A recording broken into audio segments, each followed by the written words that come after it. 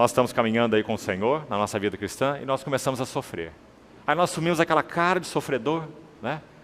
E falamos assim para o nosso irmão: ô irmão, eu tenho tomado a cruz, esperado no Senhor, o sofrimento. Sabe, irmãos, o que acontece com a maioria dos cristãos? Preste atenção. Quanto mais sofre, pior fica. Sabe por quê? Porque sofrimento não é cruz. Guarde isso, por favor. Cruz é a nossa reação diante do sofrimento.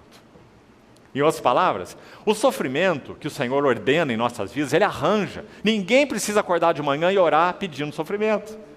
Eles vêm a nós a galope de cavalo, não é? Mas o Senhor usa os sofrimentos para fazer o que conosco? Para Jó 36, pela aflição lhes abre os ouvidos. Viu? Sofrimento é o grande cotonete de Deus. É desentupir o nosso ouvido surdo. Por isso Ele usa o sofrimento. Agora, o sofrimento em si mesmo não vai nos aperfeiçoar. Isso não é doutrina evangélica, isso é doutrina de um outro sistema aí, que diz que o sofrimento tem ação purgatória, né? Quanto mais você sofre, melhor você fica. Não necessariamente. É a nossa reação ao sofrimento que vai determinar se ele significa a cruz trabalhando em nós ou não. Se nós nos dobramos, nos curvamos e beijamos a mão que trata conosco e oramos: fala, Senhor, teu servo ouve, e então o sofrimento vai significar, sim, cruz em nossa vida. Porque o Senhor vai usar essa situação e vai nos transformar. E vai separar alma de espírito, juntas e medulas, e vai expor os pensamentos e os propósitos do coração, através do sofrimento. Graças a Deus.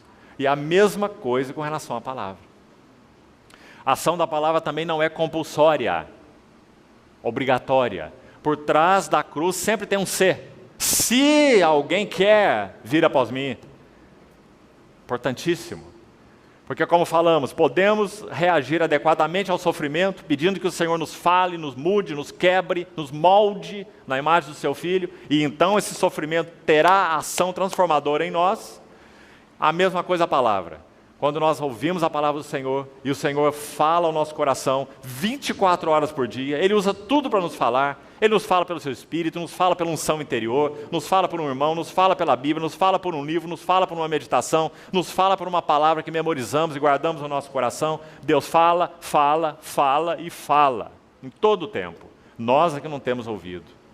Então, quando Ele fala e nós agarramos a verdade ouvida, então essa palavra será cruz em nossas vidas, porque ela terá condições de trabalhar no nosso homem interior, porque nós agarramos as verdades ouvidas. Então ela será realmente uma espada afiada de 2 gumes. Mas a geração do deserto ouviu a palavra e a palavra não aproveitou. Que isso fique gravado nos nossos corações. Nenhum de nós vai ousar dizer que havia problema com a palavra, porque a palavra foi falada por Deus, aquela geração do deserto. Geração que Ele amou, geração que Ele resgatou, geração que Ele tirou do Egito. O que Ele queria não era que eles morressem no deserto, não. Era que eles herdassem Canaã. Mas eles não puderam, porque a palavra que eles ouviram não lhes aproveitou, porque não foi misturada com fé. Eles não agarraram, eles não disseram: fala, Senhor. Murmuraram 10 vezes, levantaram o bezerro de ouro, queriam voltar para o Egito. Não perderam o apetite das coisas que eles tinham lá. Esse foi o seu problema. Não ofereceram lugar a que o Senhor trabalhasse neles, através da palavra, e nem através das circunstâncias. Ou seja, uma geração que viveu 40 anos inteira, ela não foi quebrada. Por isso ela não pôde herdar. Muito importante. Tema então da segunda exortação: vocação celestial. Então, se nós temos uma vocação celestial, qual é o perigo envolvido? O perigo está no versículo 12. Por favor, olhe para o versículo 12, do capítulo 3. Olhe como o Espírito Santo exorta de maneira cuidadosa. Tende cuidado. Irmão, quem está falando? Sabe uma das coisas que me parece maravilhosa nessa epístola aos Hebreus? Maravilhosa. Não sabemos quem foi o seu autor humano. Isso é maravilhoso. Sabe por quê? Porque uma coisa nós temos certeza: o seu autor é o Espírito Santo, porque toda palavra é inspirada por Deus.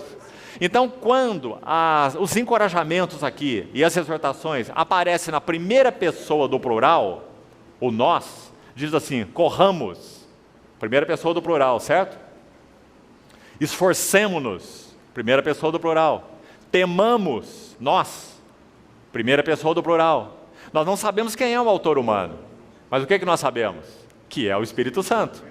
Então, quando nós ouvimos, temamos que sendo nos deixada a promessa de entrar no descanso de Deus, suceda parecer que alguém tenha falhado. Quem está falando temamos? Que precioso, irmão. É o Espírito Santo e nós. Compreendeu? É o Espírito Santo e nós, porque Ele não veio morar em nós. Ele não é um visitante, Ele é um residente.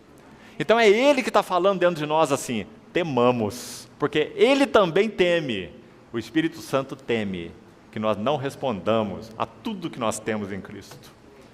É o Espírito Santo que fala, corramos, porque Ele foi colocado dentro de nós para nós corrermos, e não para ficarmos parados.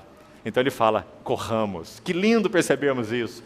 Graças a Deus não sabemos quem foi o autor humano dessa epístola.